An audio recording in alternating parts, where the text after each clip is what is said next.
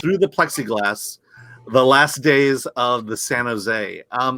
This is an Austin film. One of the things about South by Southwest is there's a dedicated festival lineup of Austin-based films, and this is a movie about a hotel, more of a motel, called the San Jose on South Congress Street, which is a very hip place today in Austin.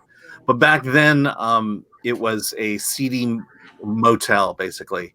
And I want to say the person's name is Liz Lambert. I got to look up the name again. But this real estate developer, I wouldn't necessarily call her that, officially, but she went and bought the San Jose for a very cheap price because of its location and the physical condition of it, and decided that she was going to renovate it, which is kind of a precursor to the gentrification of that area.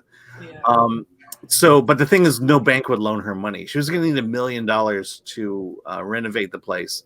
No one would loan her money unless she could actually prove that she could make money doing it. And so what she did was, for, I would say, almost a year, she took her video camera and ran the hotel, just as like if I were to go out and decide, hey, I'm going to run a hotel. Yeah. And then she takes her camera and she basically, through the plexiglass window, documents the people who lived there. And so there's like a mother and a daughter who is, in California, there are laws about, residency laws, but in Texas, I'm pretty sure it's different. But people were using hotels and motels as basically apartments, a non-lease apartment.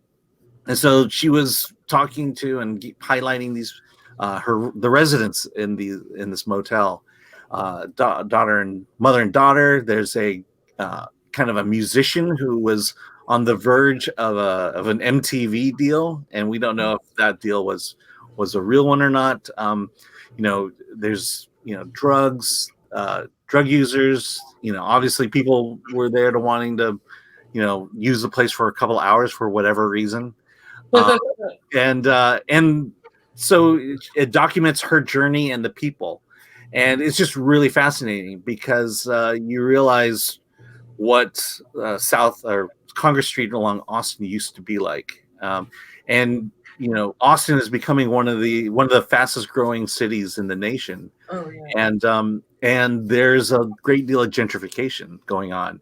The San Jose was the first basically motel to be renovated, to be rebuilt, and then the entire street just kind of fell in line, and it became this hip street to hang out on when it used to be basically an inner city street.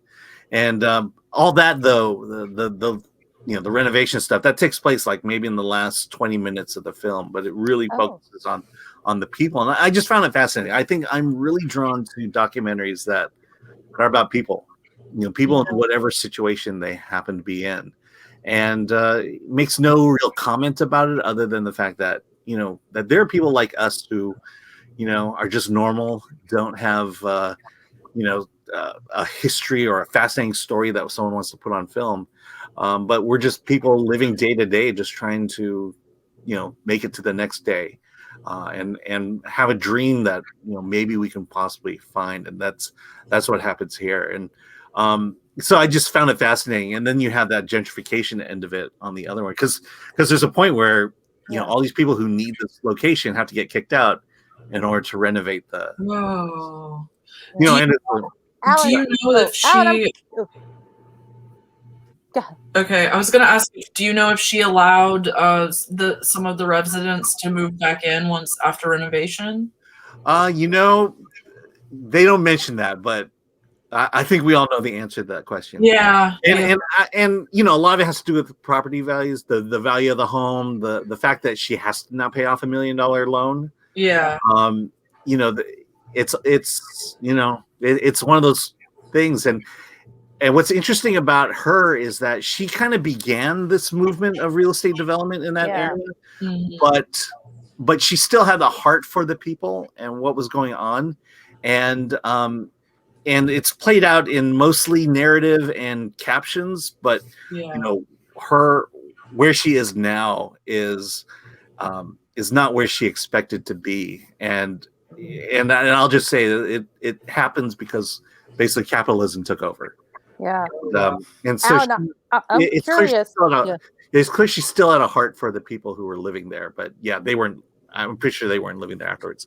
Dana, you want to say? Oh, I'm sorry. I was just curious because they consider that motel like the epicenter of the whole Austin like slacker culture. Yeah. And I wonder if they even make a reference to slacker. They do. Yeah. I don't know. I don't remember them using the specific term slacker, but it was definitely the first. I mean, she was the one who put it out there. Basically said, okay, I'm going to financially put myself in this risky position.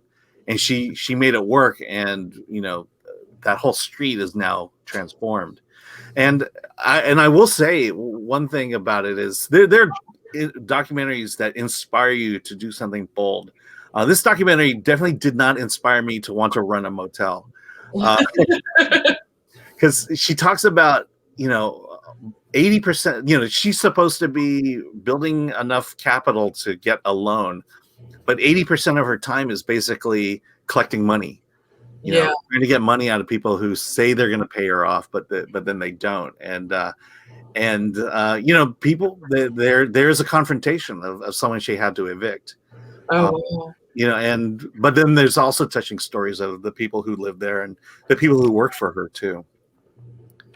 I just found it fascinating. I wouldn't say it's the greatest documentary ever made, but it is definitely interesting to watch. And if you're from Austin, that this movie's for you as well. I mean, I've been on that street, so it's really interesting to hear. But I find that that's true in like most places that that there's gentrification, in every city. So it's just like I feel like it's kind of universal. That might lend some appeal to the movie, other than to people that are not from Austin. Yeah, I mean I'm fairly mixed on gentrification. I see kind of the positive and the negatives, and and it's just the negative to me, the biggest negative to me about it is it's not like it's people remodeling and rebuilding. It's companies, it's investors. Yes. Yeah. And you lose the personal touch to what homes and housing used to be like. And you definitely get the sense of that at the end of this documentary.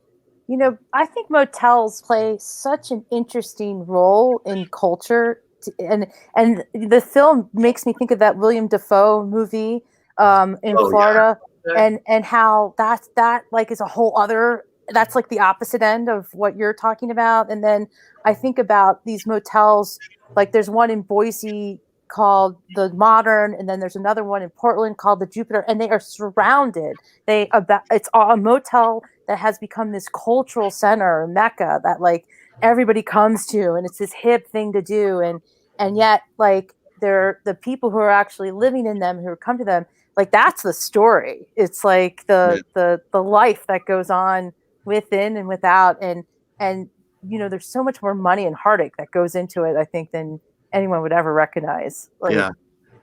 It's funny. I live not too far from Disneyland, and 10 years ago Disneyland was surrounded by a few of the chain hotels, but for the most part it was a lot of these mom and pop hotels and motels that were surrounding Disneyland, and they're slowly getting eaten up. And I think this pandemic has pretty much shut the door on a lot of these small businesses as well. And that block, that very large block in Anaheim is becoming very corporatized and very it's just amazing to see, to just say 4 years ago this was just a plain old street next to Disneyland. It's crazy. It's an extension. So I gave it an 8 out of 10. It's just like I said, I love documentaries that are just about people, and people who are not famous, people who are not the best whatever in the world, but it's just people, and that's what I like.